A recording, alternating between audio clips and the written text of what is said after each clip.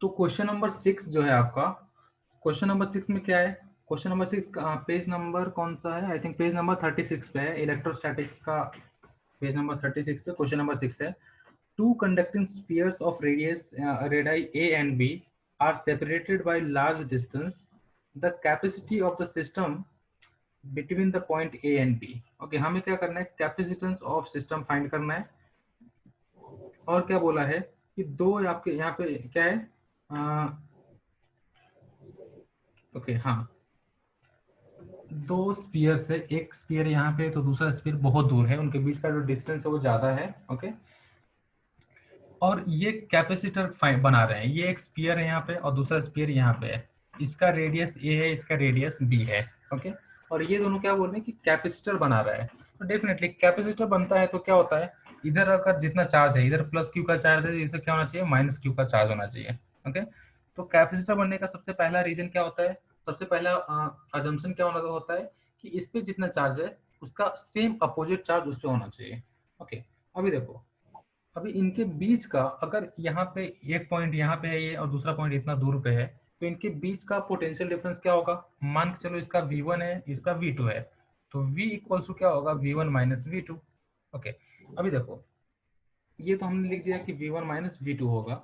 अभी potential difference क्या होता है? पोटेंशियल होता है 1 अपॉन, या फिर यहाँ पे 4 पाई एप्सिलॉन नॉट क्यू, इस पे प्लस क्यू है, क्यू अपॉन कितना? उसकी क्यू अपन क्या होता है? तो इसका रेडियस कितना है? इसका रेडियस ए है। ओके, माइनस, अब इसके वजह से यहाँ पे कुछ पोटेंशियल होगा, तो उसके वजह से यहाँ पे पोटेंशियल कितना होगा? तो ये हो जाएगा माइनस क्यू अपॉन डी। ये डिस्टेंस डी है इसके बीच का। चलो, ये हो गया माइनस V2 का वैल्यू कितना होगा? तो V2 का भी फिर से होगा। पोटेंशियल का फॉर्मूला क्या होता है? K Q upon R. Okay, potential का फॉर्मूला होता है के क्यू अपॉन आर। तो वही देखो यहाँ पे के मतलब क्या? 1/4 पाई एप्सिलॉन नॉट। क्यू मतलब, क्यू तो आपको दिया हुआ है यहाँ पे, क्यू ए इसके बीच का डिस्टेंस है और यहाँ से यहाँ तक का डी है।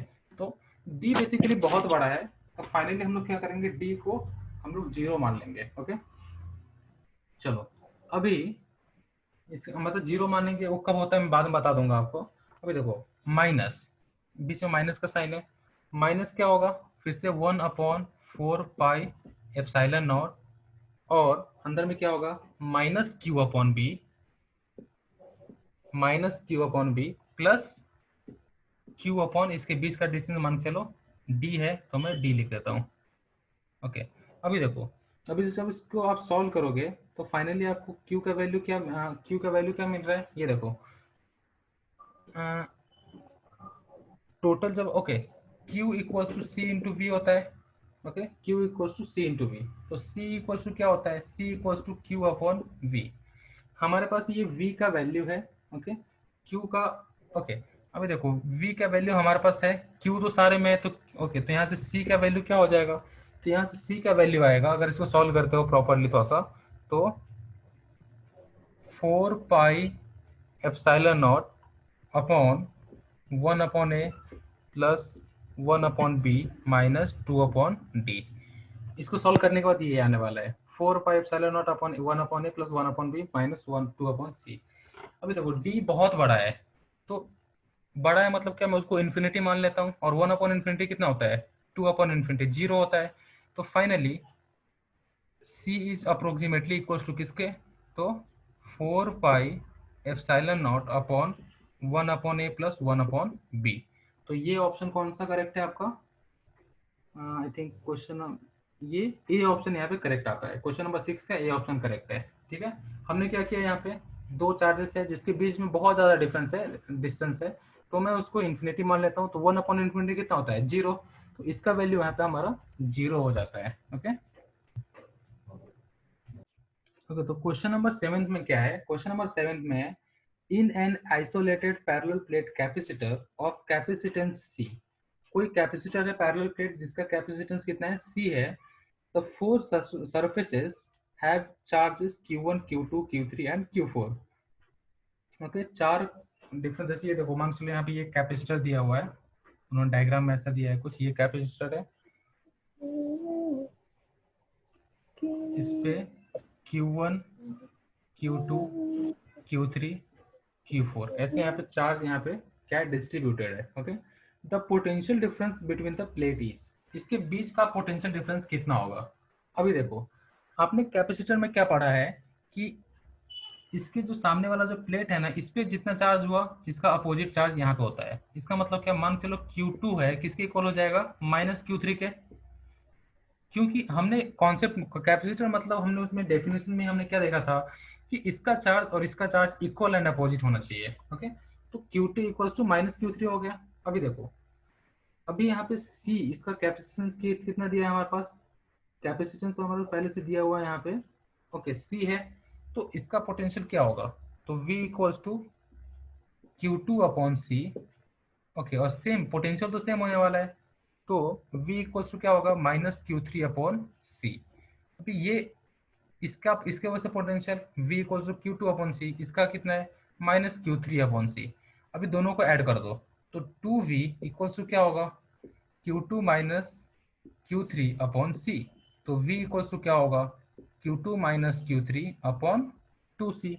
तो ये ऑप्शन कौन सा करेक्ट होता है, इस अकॉर्डिंग अगर देखा जाए तो ऑप्शन नंबर C। ओके, तो ऐसा ऑप्शन यहाँ पे एक भी नहीं दिया है हमारे पास। तो अभी देखो, अगर इसका मॉड वैल्यू तुमने लिया, मतलब Q, दोनों तो चार्ज Q है। ओके, अगर यहाँ पे आपने पॉजिटिव साइन के साथ लिया है, अगर इसका मॉड अगर आपने लिया तो क्या होगा, दोनों इक्वल है, तो हम लोग Q3 2 times Q3 upon 2C कर देंगे, 2 2 कैंसिल, तो Q3 अपॉन C आ जाता है अगर हमने मॉड वैल्यू लिया तो। क्योंकि अगर मॉड वैल्यू क्यों बोल रहा हूँ, क्योंकि हमें क्या करना दिया है यहाँ पे, दोनों का साइन मतलब दोनों का चार्ज इक्वल है। ओके, तो हम लोग क्या करते हैं उसका फाइनल यहाँ पे अगर हमने चार्ज नहीं लिया, कहीं अगर वेक्टर फॉर्म में नहीं लेते हो आप, नॉर्मल स्केलर या अगर क्वांटिटी ले रहे हो बिना चार्ज बिना चार्ज का, मतलब बिना साइन का, तो आपको यहाँ से v का वैल्यू कितना मिल रहा है, Q3 अपॉन C। ओके, तो इसका C ऑप्शन करेक्ट है। बेसिकली वहाँ पे ऑप्शन ये होना चाहिए था, C ऑप्शन उतना ज़्यादा एक्यूरेट नहीं है, ज़्यादा बेटर होता अगर ये ऑप्शन होता वहाँ पे, तो ज़्यादा अच्छा होता उसका आंसर। लेकिन फिर भी अगर ये ऑप्शन नहीं है तो आपको इसके बाद सेकेंडरी जो आपका ये लॉजिक उतना एक्यूरेट नहीं है। ओके, लेकिन ये पूरा परफेक्ट लॉजिक था, Q2 minus Q3 upon 2C। तो इसका आंसर ये होना चाहिए था, अगर ये नहीं है तो Q3 अपॉन C लिख दो। आई थिंक इसका C ऑप्शन यहाँ पे करेक्ट आता है। ओके, तो ये हमने अभी तक कितना देखा, क्वेश्चन नंबर 7 तक हमने पूरा सॉल्व किया। तो आपने जैसे देखा, जितने यहाँ पे क्या सीरीज पैरेलल के फॉर्मूलेज रखे, उसके बाद Q equals to C into V का फॉर्मूला लगा, उसके बाद अलग डिफरेंट फॉर्मूलेज लगे। तो एक काम करना, question number 8। Okay, question number 8 में क्या है, 3 कैपेसिटर्स ईच हैविंग कैपेसिटेंस कितना, C equals to 2 microfarad are connected to a battery of EMF 30 volt. Okay, यहाँ पे बैटरी का EMF 30 वोल्ट गिवन है एज शोन इन फिगर। यहाँ फिगर कुछ ऐसा ड्रॉ किया है। ओके, आप क्वेश्चन में दिख जाएगा figure. When the switch is close which of the following is incorrect. Okay, option दिया है, the amount of charge that flow through the battery is 20 microcoulomb. तो आप लोग क्या करना है कि यहाँ पे चार्ज का फॉर्मूला Q इक्वल्स टू क्या होता है, C इंटू वी। तो उससे पहले आपको C इक्विवेलेंट फाइंड करना है, फिर Q equals to C into V लगाना है। इस तरह से आप इसको सॉल्व कर सकते हो। तो क्वेश्चन नंबर 8, क्वेश्चन नंबर 9 और क्वेश्चन नंबर 10 आप होमवर्क के लिए रख लो। ओके, देन हम लोग क्या करेंगे, कभी इसको डिस्कस कर लेंगे, और फिर उसके बाद अभी नेक्स्ट लेक्चर हम लोग दूसरे चैप्टर भी यहाँ से स्टार्ट कर देंगे।